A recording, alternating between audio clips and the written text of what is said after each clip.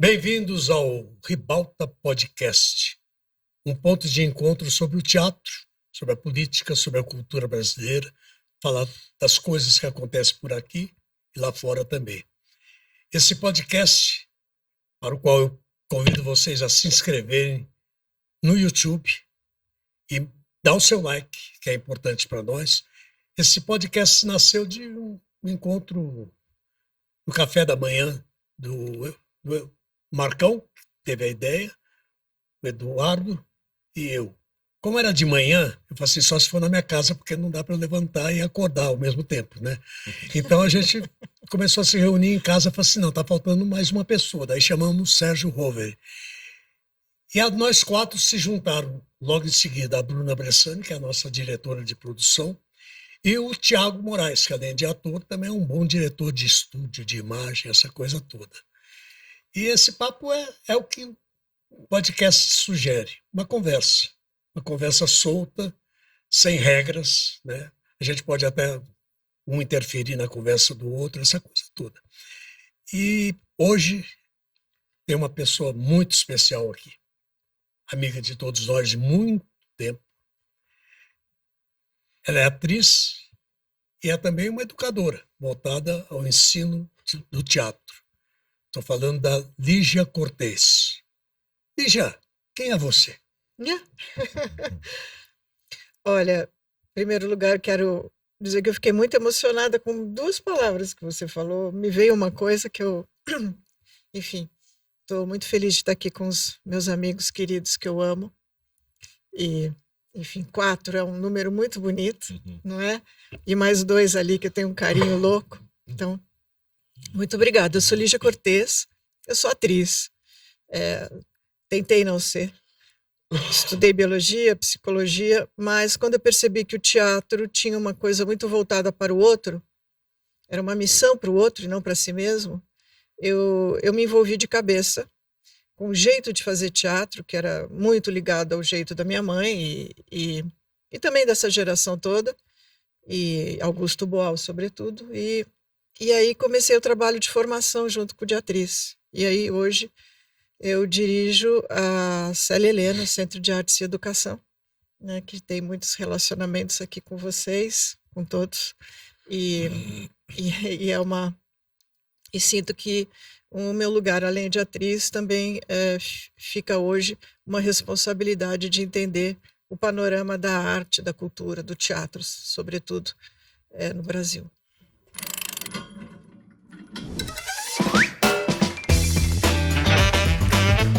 Lígia, eu acho que há poucas profissões em que a palavra talento esteja tão associada quanto a profissão do ator, né? Você é uma das maiores arte-educadoras do país. Minha pergunta é simples, mas eu tenho noção de que pode ser difícil também. O que é o talento? Nossa, é uma subjetividade enorme, né? Sérgio, eu acho assim, dentro desses anos todos que nós temos aqui de experiência, mas na escola a gente vê pessoas que têm um início, um start, né? Muito chamado talento, né? Muito fácil, encantador. Então isso pode ser um carisma, isso pode ser uma inteligência, uma rapidez de raciocínio, uma comunicabilidade muito forte, um entrosamento com os outros, no coletivo. Isso tudo pode ser chamado de talento. Mas para ser um ator ou um artista, ele também necessita outros atributos. E esses atributos, muitas vezes, fazem parte do que se chama talento, vamos dizer assim, para mim, mas talvez para a grande maioria não. Mas que é aguentar a diversidade, enfrentar conflitos, entender a sua limitação, a sua capacidade de ir até onde, como é que eu posso ir além, uma autocrítica, ouvir críticas, saber como sair, enfim, de uma situação em que você se sente que ali já chegou no seu limite, como é que eu vou além? Esses atributos também fazem parte do talento. Mas no senso comum, é isso, mas ele não é o suficiente. Lígia, mas aí você levantou eu queria mudar o termo, que é vocação. E aí entra a vocação. Talvez o maior talento da nossa profissão seja a vocação. Exatamente. Que está dentro da bacia do talento para nós, não é? Exatamente, porque a pessoa às vezes entra com tudo isso que você falou, o temperamento, o carisma, uma bela voz, e não tem a vocação. E às vezes uma pessoa muito mais desprovida de talento, quando chega ao longo de uma carreira, você diz assim, nossa, que atriz ou que ator excepcional, né?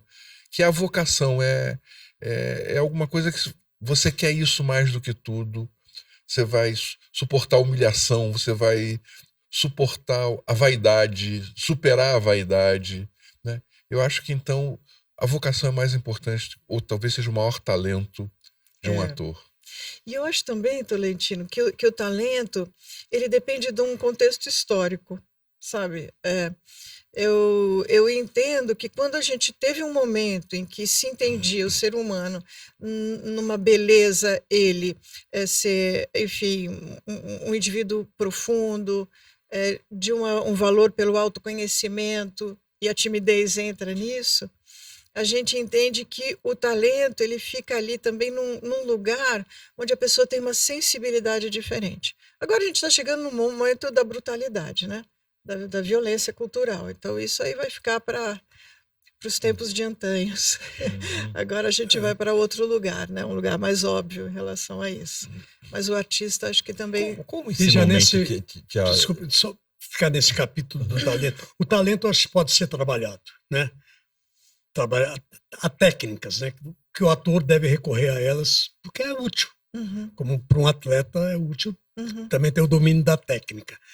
Agora, como é que vocação que você consegue transmitir, você não consegue, né?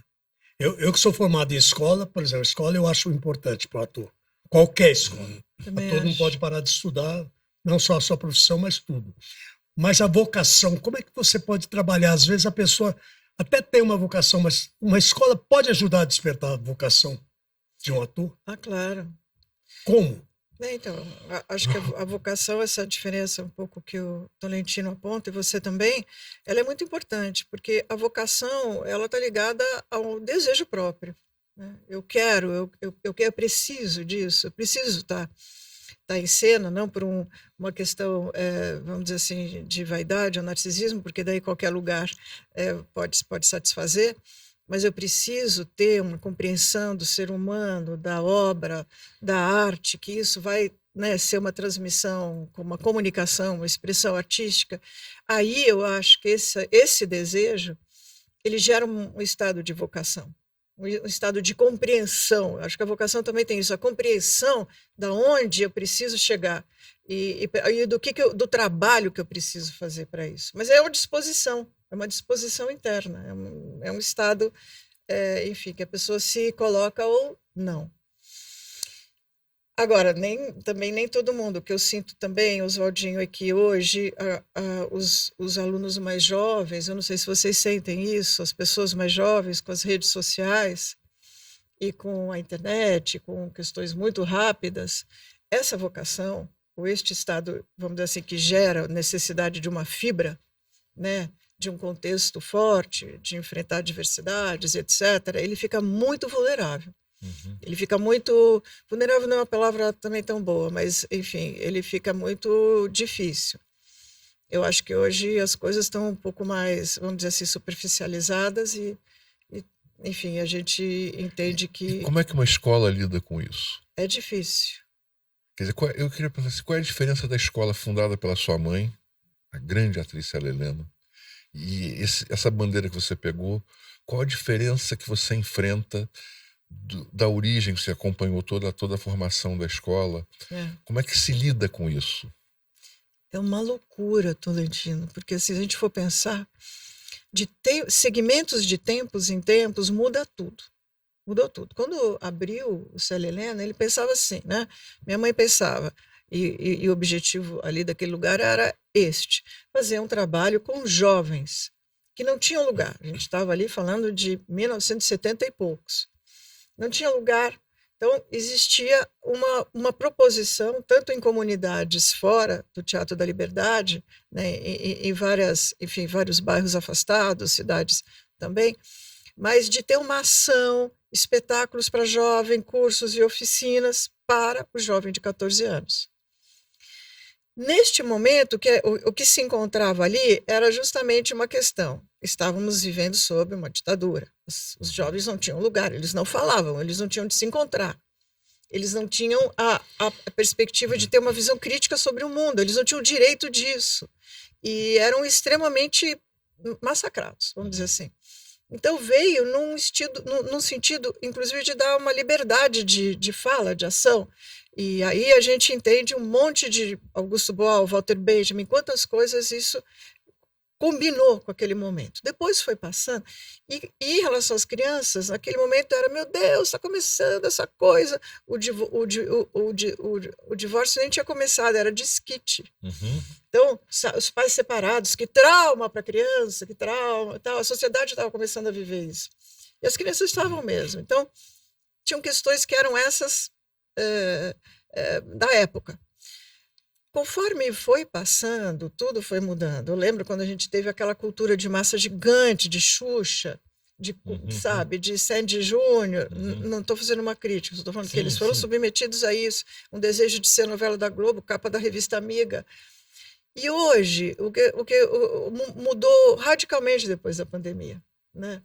Hoje o que a gente vê é, enfim, uma vontade louca de ter muitos seguidores, um desejo enorme de, enfim, inventar uma coisa em que eu tenha sucesso ou no TikTok ou no Instagram. Existe o cancelamento virou uma coisa comum. Como assim? O cancelamento na nossa época era uma coisa, o que é isso? Você não vai ouvir o outro, você não vai entender o outro, você não vai ter lugar para ponderar que o outro pode ter razão e você não. Não, é uma coisa brutal. E o medo que eles têm de ser cancelados, entre aspas, não só na rede social, mas na vida, entre os colegas, entre os amigos, é enorme.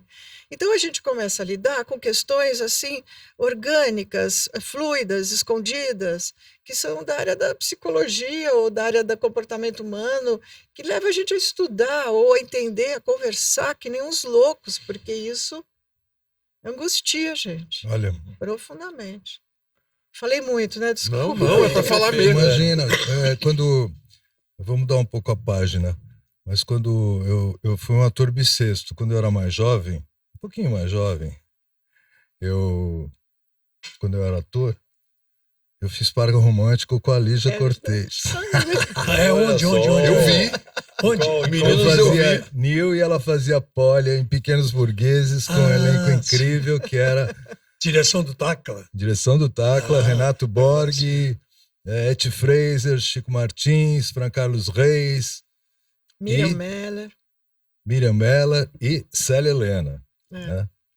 E foi nessa época que eu virei meio família, Célia Helena, né? Porque eu trabalhei com a Lígia, trabalhei e ainda estou por ali durante 30 anos, 30 e poucos. Na escola. E convivi com o Raul também, o pai da Lígia, né? O Raul Cortez. E eu estou falando isso só para um pouco dar um depoimento de que existia, desde o seu início, uma preocupação com a questão da cidadania. Né? Quer dizer, sim, o artista cidadão é um artista que interfere na vida do país, interfere na sociedade. E essa era a preocupação da Célia, na formação da escola. Essa era a preocupação do Raul. A Lígia vai lembrar disso. Essa coisa chamada PROAC, na verdade, a origem disso é um projeto nosso chamado Fundo Estadual de Arte e Cultura.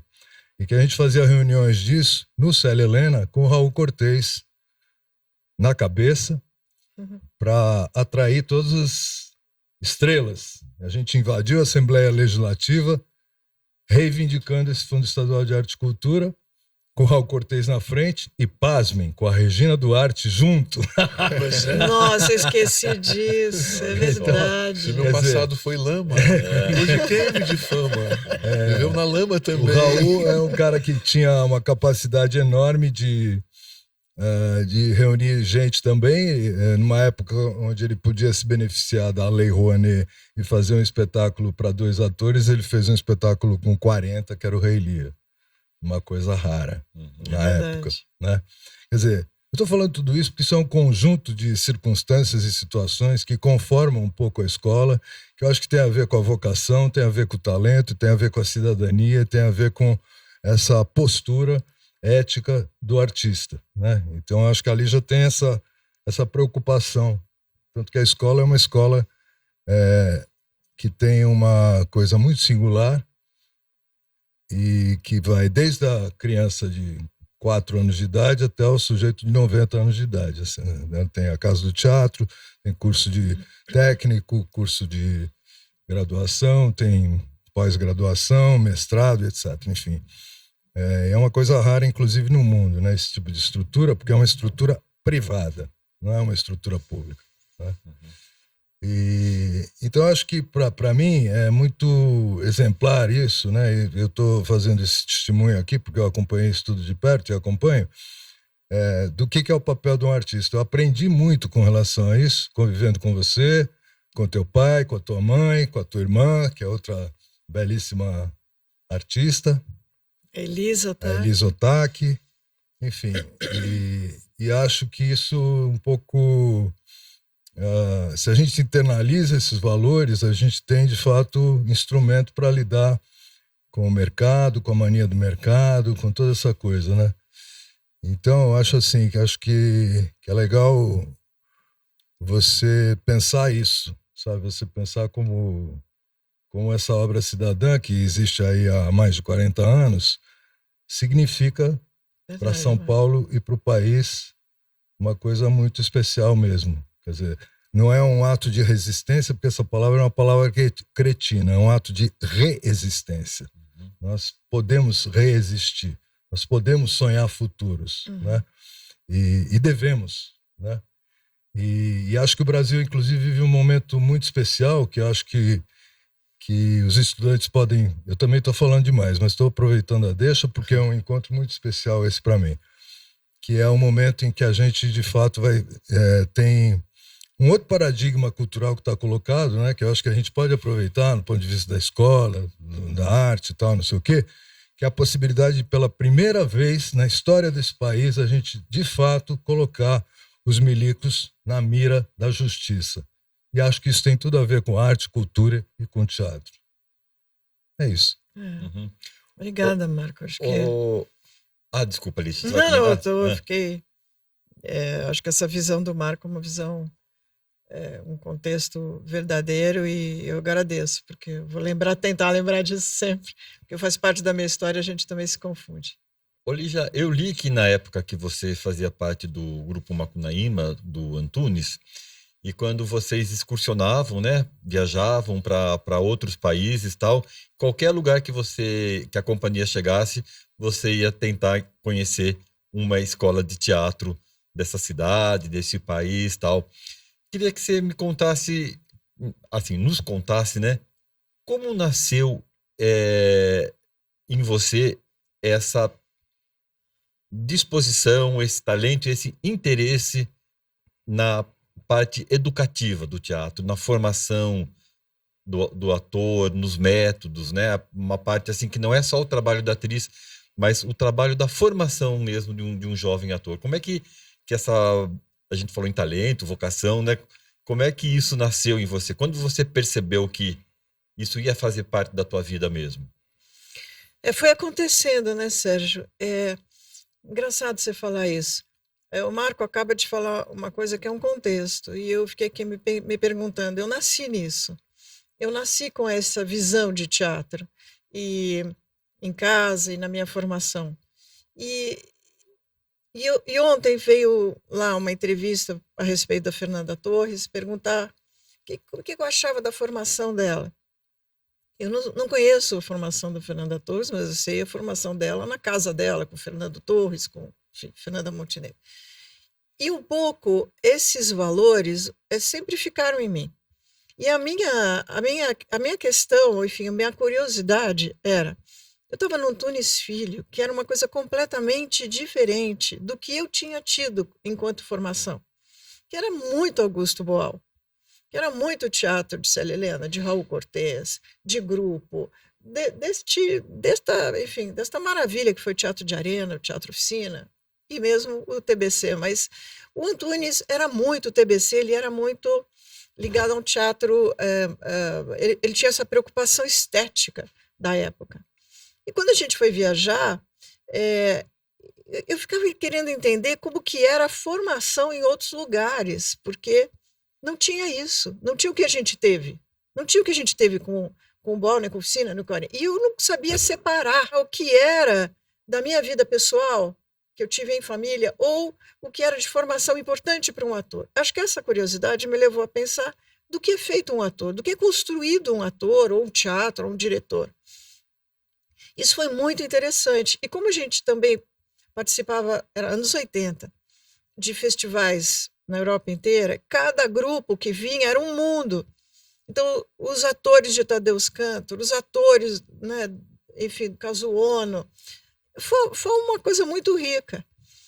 E na época tínhamos o Nelson Rodrigues, o Eterno Retorno também lá. E o Antunes queria botar uma criança. Acho que aí eu entrei mais, porque ele me colocou para achar uma criança dentro de uma escola na Inglaterra. E aí eu comecei a ver como que eram o trabalho com as crianças nas escolas, adolescentes e tal. E vi que não tinha nada a ver com o nosso. Isso me levou um pouco, aos poucos, a entender esse contorno da importância que teve Augusto Boal, importância que teve Guarnieri, Zé Celso, enfim. E vieram de onde? De um Ziembisque, de um TBC, isso a gente tem coisa para falar para caramba, mas, enfim, nós temos um teatro, um ator e encenadores extremamente bons, fortes. Vocês são. Acho que o nosso panorama teatral é de ouro, de verdade. E daqui a pouco vai gerar um tempo de distanciamento. Fala, que sorte fazer parte disso, porque realmente são pessoas absolutamente incríveis, dentro de um panorama de teatro no mundo. Curiosidade de diretor, você já trabalhou com Zé Celso e com Bob Wilson. São dois extremos. Como é que é isso? E Antunes, né? E Antunes também. E Fauzi. Tacla. Foi legal isso, trabalhar com tanta gente. Mas estou pegando esses extremos, né? O Zé e o Bob Wilson. Mas são extremos de um jeito muito louco. Já Antunes e Zé é totalmente diferente, né?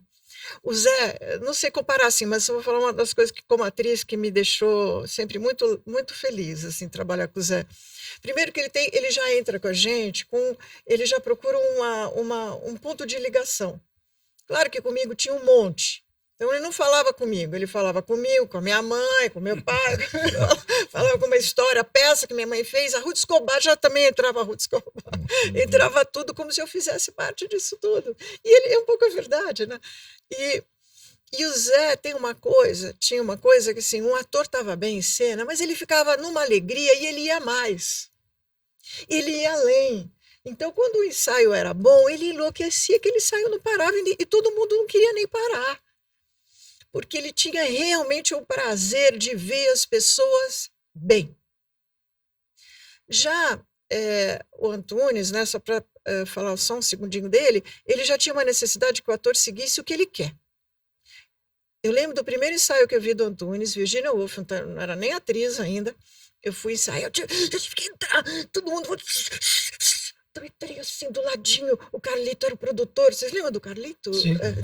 Era o produtor, morreu medo do Antunes louco, sentei lá, comecei a ver a Tônia Carreiro, né, com meu pai, e o Antunes falava assim, você tem que falar, agora chega e bater na mesa, né, a mão na mesa. E a Tônia não conseguia fazer, ela falava, agora chega. Agora ela não conseguia, mas foram horas para a Tônia Carreiro conseguir bater na mesa depois de falar, chega. Esse é o jeito do Antunes. Também é parecido com o Bob. Bob Wilson, ele tem uma rigidez, mas é diferente, porque o Bob, ele precisa daquilo como expressão. E ali está a expressão política dele, sabe? Você tem mesmo que andar de costas como se você estivesse flutuando, porque aquilo tem que dar um imaginário de que você é, enfim, ali quando a gente consegue compreender a rigidez do Bob Wilson, você fala assim, gente, E isso aqui é a transgressão, sabe? É o que ele está precisando. Eu vou entrar com tudo nisso. Mas é difícil. Acho que foi o trabalho mais difícil que eu fiz na minha vida. E quase Você fiquei trabalhou louca. 2 vezes com ele, ou 3? Duas, né? A gente se deu muito bem. E a primeira vez era um trabalho, enfim, ele achou legal e acho que isso foi um grande aprendizado, foi um grande exercício para mim, dividir o papel com o Dina, que fazia divinamente bem também. E então tinha um momento era a Dama do Mar, né, era a Hélida, e o outro momento eram os papéis cômicos. Não tinha nada a ver uma coisa com a outra. E para fazer uma coreografia rígida, né? E é um jeito de corpo que eu realmente sambei muito. Chegou uma hora que eu falei assim, não vai dar certo. Eu vou desistir, eu vou falar, gente, eu não estou conseguindo, tá tudo ótimo, um beijo, tchau. Até que teve um ensaio que eu entendi isso. Eu entendi que o imaginário dele eu precisava construir e que esse imaginário dele, nesta rigidez estética, era onde a palavra ficava maior. A palavra sem palavra, né, o silêncio, ficava maior. E o Bob Wilson trabalha com tudo que você... Não é aqui, é tudo atrás, é tudo no silêncio. É uma coisa incrível. Então, para mim, tem que estar engajado, de alguma forma, numa questão do que falar, por que fazer isso. E a Dama do Mar tinha, o Garrincha também tinha. Tudo do Bob tem, assim como tudo do Zé tem. São modos muito diferentes. Aliás, ele tem um espetáculo lindo do Fernando Pessoa agora. Eu sei. Você estreou indicada para um prêmio de atriz revelação. Como é que isso bateu em você? Um susto, Um susto. Foi um susto enorme. Sabe o que aconteceu? Legal você lembrar disso, porque eu também tinha esquecido. Foi com Nelson Rodrigues, O Eterno Retorno. Você né? fazia a mulher do enterro, do morto lá. Exatamente. Já vou lembrar também. E eram 4 peças. Né? Então, a gente tinha uma versão... Era 7 Gatinhos, Álbum de Família, Toda Nudez Será Castigada e Beijo no Asfalto. E, fora isso, Macunaíma também. Então, era um repertório. Eu entendi que o Atriz Revelação era por esse conjunto, né? Não foi falado exatamente o quê. E quando eu recebi, eu estava viajando. Estava com essa turnê com Antunes. E todas as vezes que meu pai e minha mãe ganharam mulher, eu que fui dar a notícia. Olha, vou ficar emocionada. Eu que fui dar a notícia. Eu lembro que eu fui dar notícia para o meu pai na Tupi. E dessa vez os 2 me ligaram juntos para falar isso, e os 2 foram receber juntos o prêmio. Eu fiquei muito feliz. Ô, Lígia, já assim, sem querer, é que essa parte, desculpa, acho que traz algumas memórias para você, mas para a gente é uma aula. Eu acho que realmente é uma aula de teatro e de humanidade aqui. Mas eu queria saber se, quando você decidiu ser atriz, né, decidiu seguir essa carreira, deixando a biologia, a psicologia de lado, tal, que conselhos você recebeu deles? Assim, o que eles falaram para você? Porque você tinha em casa 2 dos melhores professores do país, né? O que eles falaram? Sérgio, eu vivi muito separada do meu pai. Eu vivi com minha mãe e meus avós, porque eu tenho uma gratidão profunda pelos meus avós. O meu pai, eu ia ver as peças e tal. Mas os 2 eram muito presentes na minha vida. Tanto meu pai, que eu namorava com ele, e minha mãe. O que eu recebi deles, que eu acho que foi o maior amor que eu posso ter recebido, é a preocupação com a minha vida futura. Os 2 tinham a mesma preocupação. Em relação ao teatro, em relação à subsistência, como todos os pais têm em relação aos seus filhos. Não é só teatro, acho que é qualquer atividade artística. Hoje, eu já não acho mais que é qualquer atividade artística. A pessoa se forma engenheiro e tem dificuldade. Acho que hoje o panorama para o jovem está muito difícil. Mas ali, eu acho que esse engajamento de, puxa, mas como que é isso e tal, foi essa preocupação, acho que foi enfim, eloquentemente um ato de amor por mim. Depois a gente foi indo, né? Eu lembro uma vez que eu estava no Antunes aí, neste 4 peças, numa noite tinha que cortar, né? E Antunes cortou uma cena minha lá, sei lá qual que era. E eu lá no Teatro São Pedro, numa esquininha, que só tinha... Ai, eu tinha uns amigos, ó, depois eu conto deles. Liguei do orelhão para minha mãe, mãe, ele cortou a cena, um monte de fala minha. Minha mãe falou, que? Você vai ficar chateada por isso, ele está cortando a peça, claro que vai cortar. E se você não estiver fazendo bem, qual é o problema? Bibi Ferreira cortou um monte de falas de Cacilda Becker. Muito bom. Muito bom, né? E aí eu fui. Então, acho que esse dia a dia angustiante foi... Esse diálogo foi muito legal. Outro dia, o meu pai tinha ido lá, ele fazia 50 anos. A gente estava ensaiando Macunaíma. O Antunes soube que ele foi me buscar no ensaio. O Antunes era terrível. E ele tinha uma rixa com meu pai. Ele deixou meu pai esperando no carro. Imagina hoje em dia, na Barra Funda, esperar no carro. Até as 2 da manhã. Ele não me liberou do ensaio. Até as 2 da manhã, e meu pai ficou lá me esperando para a gente comemorar o aniversário dele no GG. Coisas... Esse era o Antunes. Coisas de Antunes e Raul Cortez. Essas coisas são loucas, né? Mas o Eduardo estava falando da coisa do prêmio, e você estava falando, e é emocionante tudo isso, né? E a gente fica com cuidado, acho, aqui também, de não ficar com uma coisa passadista, sabe? Claro. Porque não interessa, né? Mas, ao mesmo tempo, esses momentos são momentos, digamos, matriciais, como diria o Benjamin, né? Quer dizer, são tempos que tem uma religiosidade e, portanto, quando eles existem, eles podem ser reproduzidos, né? A gente pode recorrer a eles. Eu vou recorrer um pouco a esses momentos onde os prêmios eram uma coisa importante e o que eles viraram hoje, né? O que são esses prêmios? O que é a crítica? O que é essa gente? De que cloaca eles saíram? Né? Porque isso infelicita muito o teatro, né? Não sei como é que você vê isso, mas até numa perspectiva da própria escola, isso vira, de certa forma, um paradigma. Ser imbecil e medíocre significa poder ganhar prêmio. Se submeter a todas as pautas externas significa poder ganhar prêmio. Desde que você até reproduz uma coisa ruim do Rio de Janeiro, que é você tem que ir na festinha do cara que dá o prêmio, não sei o quê, porque senão o cara pode não é nem cancelar, porque essa palavra é uma besteira do caralho, coisa... Enfim, o cara pode não te colocar amanhã na relação dele de prêmio. Quer dizer, essa mediocridade, ela tem uma influência sobre a profissão da gente, né? E, claro, sobre a formação da escola, óbvio. Queria que você comentasse um pouco isso. Só que fazer só um pequeno adendo assim, parodiando Hannah Arendt, é a banalidade do bem. Essas nossas premiações são a banalidade do bem, né?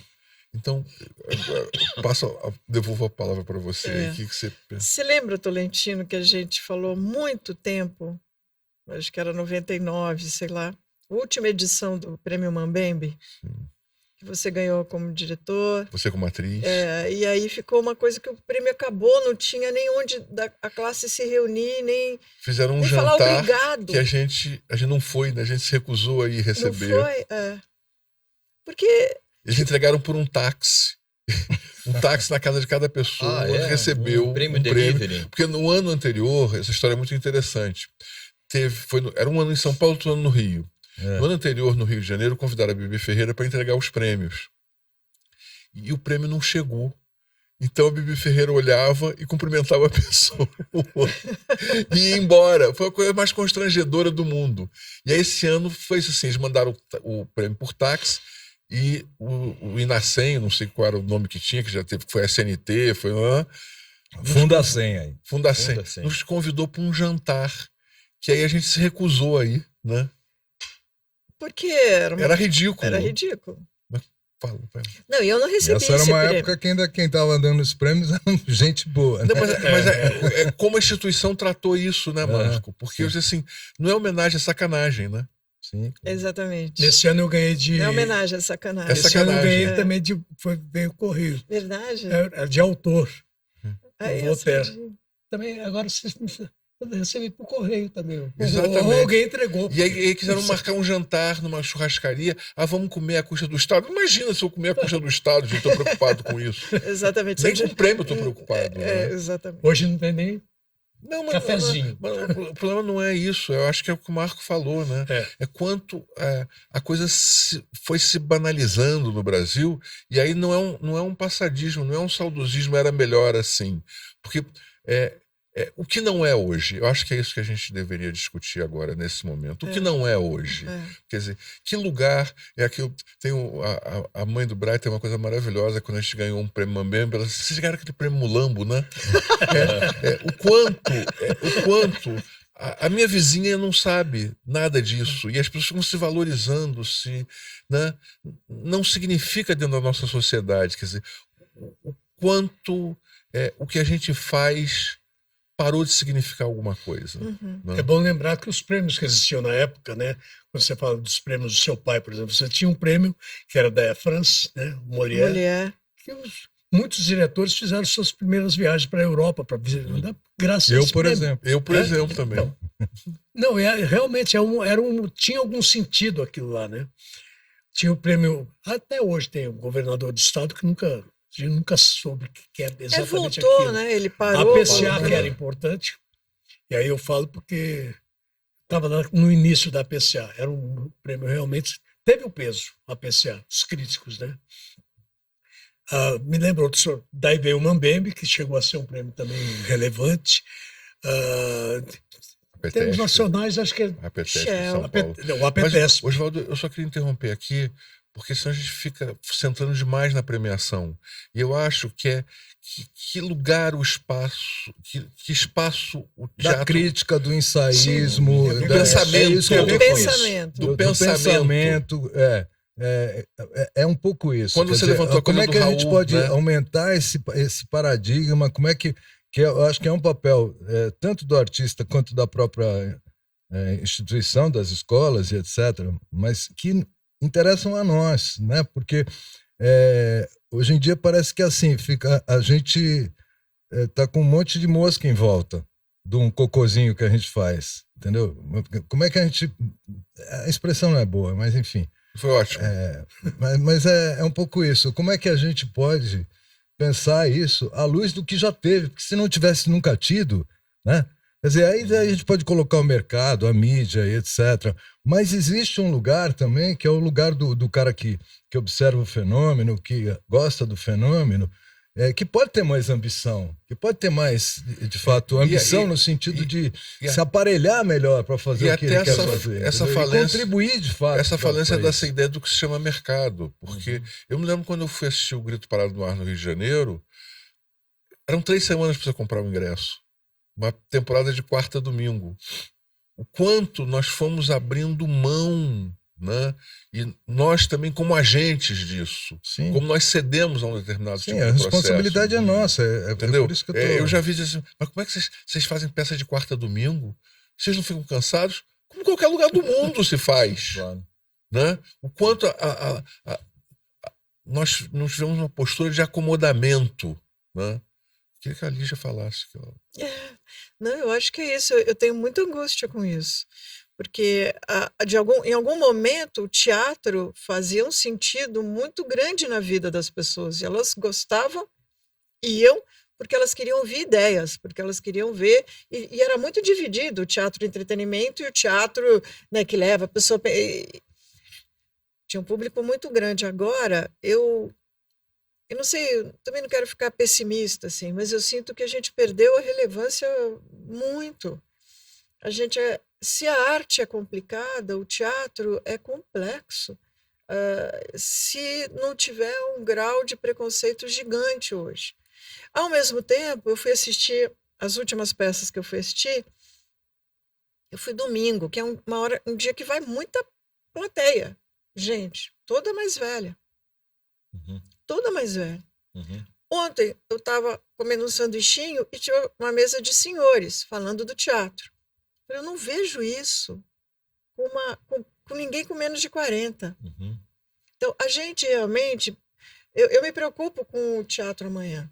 Me preocupo. Acho que hoje o que a gente precisava mais é pensar como que esse pensamento nosso pode voltar a ter uma união, um pensamento sobre o teatro, um pensamento não só sobre políticas públicas, né, mas sobre o próprio fazer teatral para significar novamente para as pessoas, porque as pessoas gostam, porque as pessoas querem, elas precisam ir. Isso faz sentido, é só ela ir uma vez, que ela vai querer. Né? Então, não é questão da gente falar do acesso, a bilheteria, ou isso, ou aquilo. Realmente, as pessoas estão com dificuldade de ir, é violento, todo mundo trabalha que nem louco, muito mais do que antes, muito mais. Mas alguma coisa a gente está precisando repensar, principalmente, eu acho que juntos, sobre o que a gente faz, por que a gente faz, para que a gente faz, aonde a gente vai chegar, juntos, e cada um com a sua, enfim. Esse juntos é legal, mesmo, porque eu acho que tem um lado bom nesse negócio da internet, dos blogueiros, da quantidade de blogueiro que tem interessado na coisa do teatro. Acho que pode ser bom isso, desde que a gente supere a fase dos adjetivos e passe para a fase da prospecção, né? Quer dizer, o cara escreve lá sobre o seu espetáculo. Esse espetáculo é lindo, você é ótimo, não sei o quê.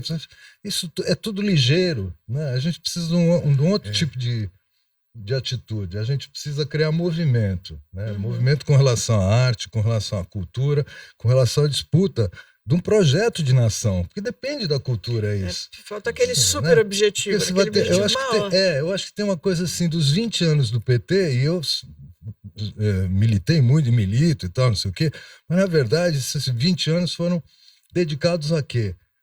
A diminuir a possibilidade da tragédia e do desastre, a conter, mas a gente não avançou, a gente não foi para outro lugar, né? E eu acho que isso depende da cultura.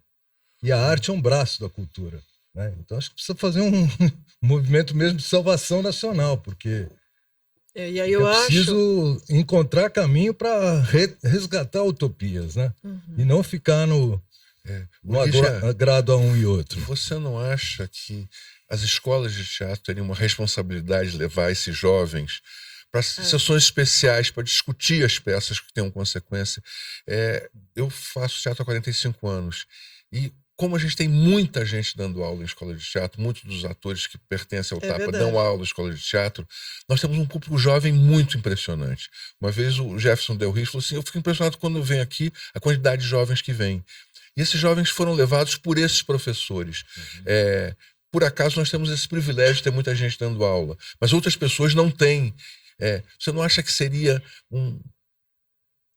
uma coisa importante, né?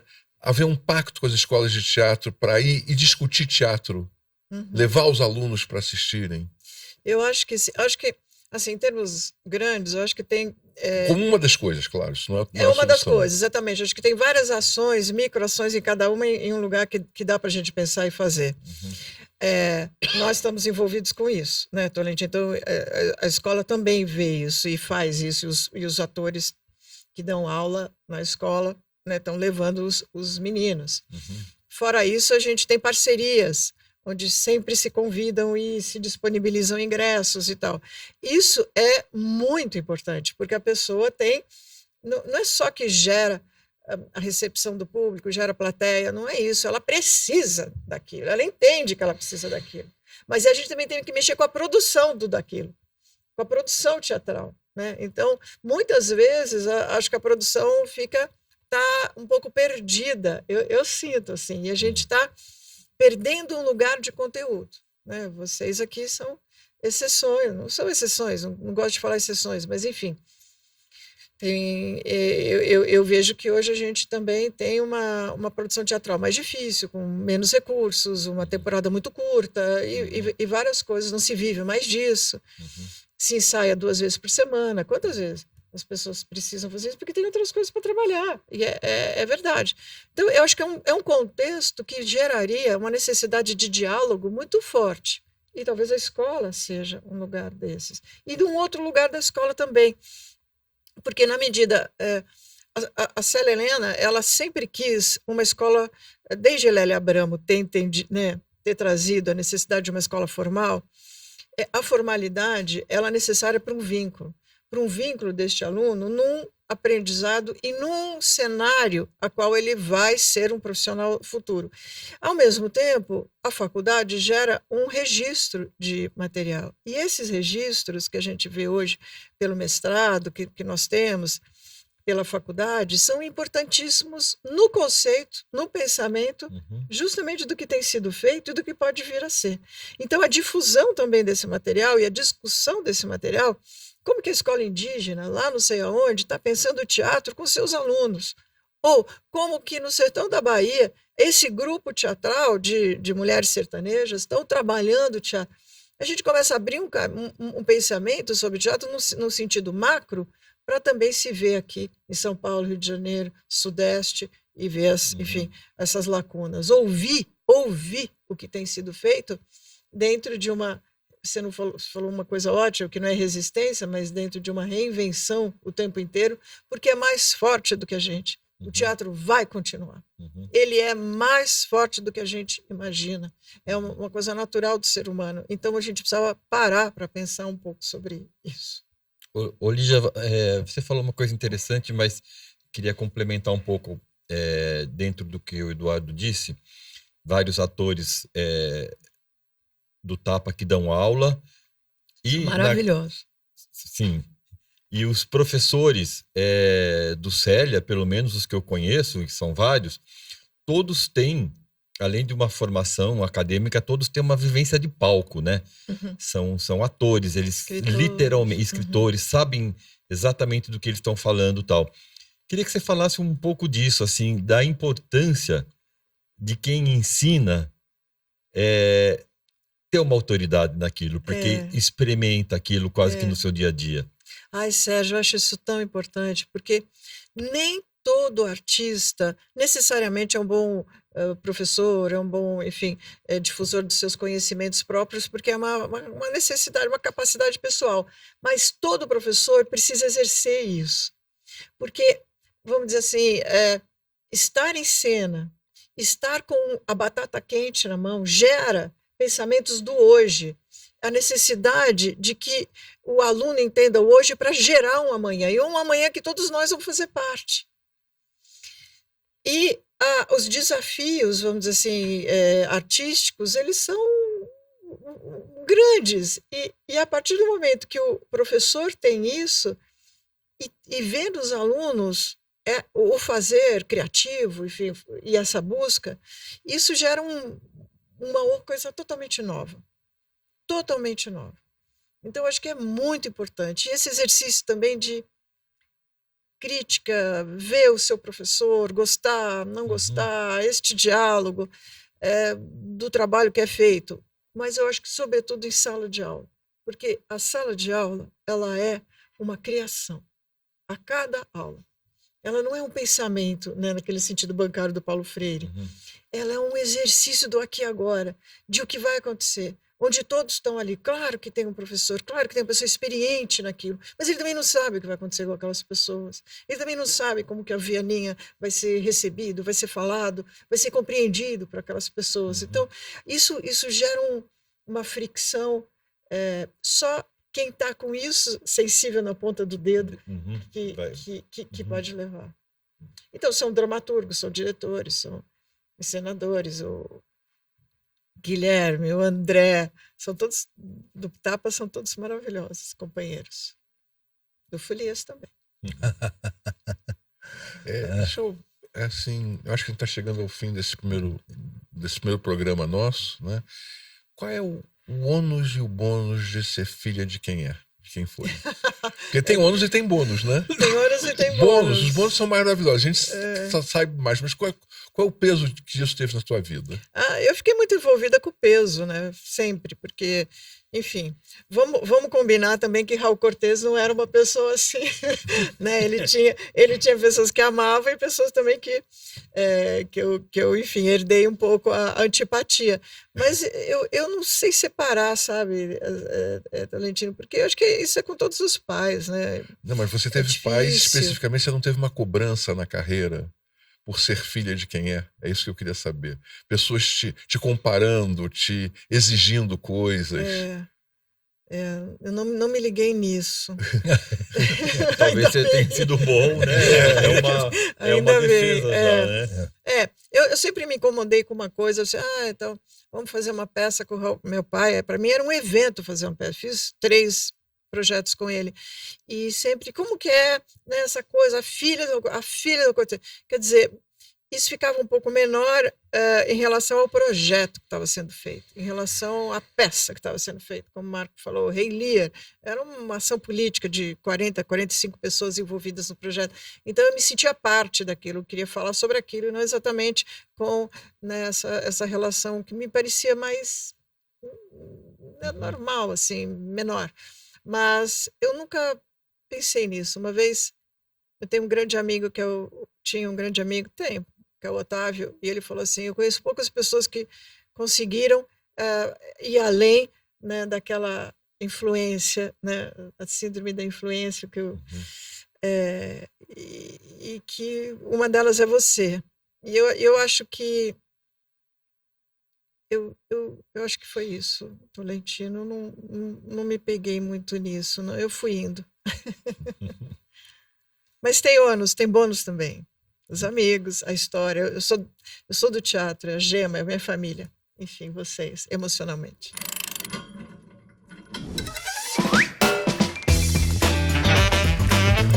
Tá bom esse papo, né? Também acho. Tá tão bom que a gente vai continuar com ele. É só você procurar aí no Ribalta Podcast, no nosso repertório. Tem outras conversas com a Lígia. E uma coisa, não se esqueça de se inscrever no canal e procure em todas as plataformas de áudio, as suas favoritas, esse nosso papo sobre teatro, sobre a vida. E terminando esse encontro com a Lígia, a gente deixa a última palavra para ela, agradecendo sua presença, Lígia. Onde é que a gente se encontra você? Se eu quiser falar com a Lígia, mandar um recado para a Lígia, o que a Lígia está fazendo, o que eu faço? Então, no Instagram, nossa página é o Célia Helena Oficial, né, que todo mundo pode me achar e achar a escola, enfim, e dialogar sobre teatro também, por ali. E eu queria muito agradecer. Instagram, Facebook e etc. As redes sociais em geral. O YouTube também. Mas eu queria muito agradecer esse convite, somente ao Marco que me ligou e a vocês.